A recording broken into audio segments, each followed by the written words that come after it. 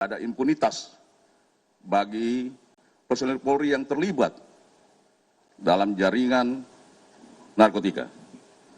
Justru kami menerapkan standar pemeriksaan yang lebih ketat guna menjaga marwah institusi. Hal ini sejalan dengan instruksi pimpinan Polri untuk melakukan bersih-bersih internal secara konsisten dan berkelanjutan. Perlu kami jelaskan bahwa pengungkapan ini berawal dari tertangkapnya 2 orang asisten rumah tangga dari tersangka anggota Polri atas nama Bribka IR dan istrinya atas nama saudara AN. Dan ditemukan barang bukti narkotika jenis sabu sebanyak 30,415 gram di rumah pribadi dari tersangka Bribka IR dan saudari AN. Hasil interogasi dari Direktorat Reserse Narkoba Polda NTB ditemukan keterlibatan dari AKP ML terhadap peredaran narkotika jenis sabu yang diamankan. Selanjutnya, Subit Paminal Bitpropam Polda NTB melakukan pemeriksaan urin terhadap AKP ML di Rumah Sakit Umum Kabupaten Bima dengan hasil positif mengandung amfetamin dan metapetamin. Kemudian dilanjutkan dengan pemeriksaan ruang kerja dan rumah jabatan dari AKP ML dan ditemukan barang bukti berupa 5 bungkus narkotika jenis sabu dengan berat neto 488,496 gram. Berdasarkan keterangan dari AKP ML bahwa ada keterlibatan dari AKBP DPK dalam dugaan penyalahgunaan narkotika ini. Sehingga pada hari Rabu, tanggal 11 Februari 2026, Biro Paminal Divpropam Polri bersama dengan Direktorat Tindak Pidana Narkoba Bareskrim Polri melakukan penggeledahan di rumah pribadi milik AKBP DPK di daerah Tangerang dan menemukan barang bukti berupa narkotika jenis sabu sebanyak 7 plastik, klip dengan berat total 16,3 gram. Narkotika jenis ekstasi sebanyak 50 butir, pil aprosolam sebanyak 19 butir, pil Happy Vibes sebanyak 2 butir, dan terakhir ketamin sebanyak 5 gram.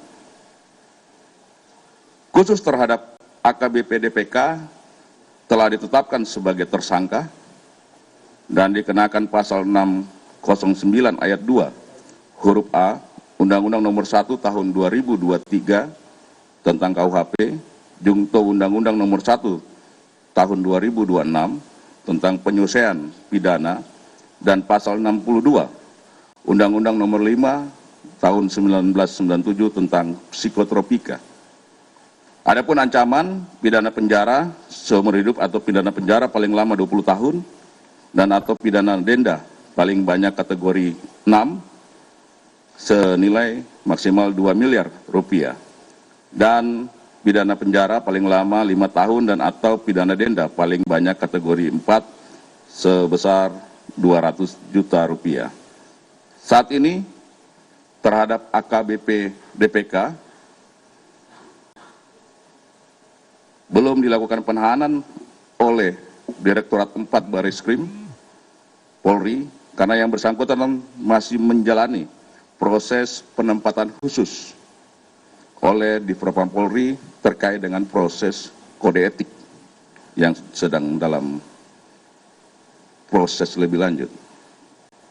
Terhadap saudari MR dan saudari DN sebagai saksi dalam perkara ini. Terkait perkembangan perkara yang melibatkan AKBP DPK, Bareskrim Polri telah membentuk tim gabungan yang terdiri dari Direktorat Tindak Pidana Narkoba, Bareskrim Polri, dan Direktorat Reserse Narkoba Polda NTB untuk melakukan pendalaman lebih lanjut. Seluruh tindakan pencegahan sampai dengan penegakan hukum yang dilakukan oleh Direktorat Tindak Pidana Narkoba Bareskrim Polri ini merupakan tindakan preventive strike sebagai bentuk perlindungan pemerintah kepada masyarakat Indonesia sejalan dengan perintah arahan dari Bapak Presiden Republik Indonesia.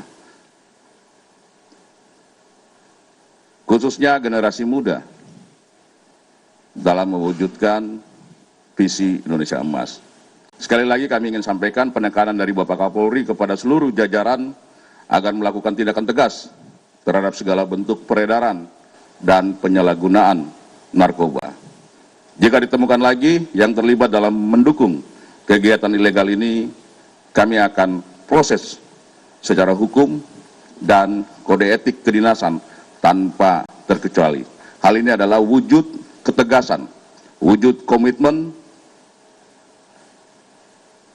dari pimpinan Polri untuk mendukung penanggulangan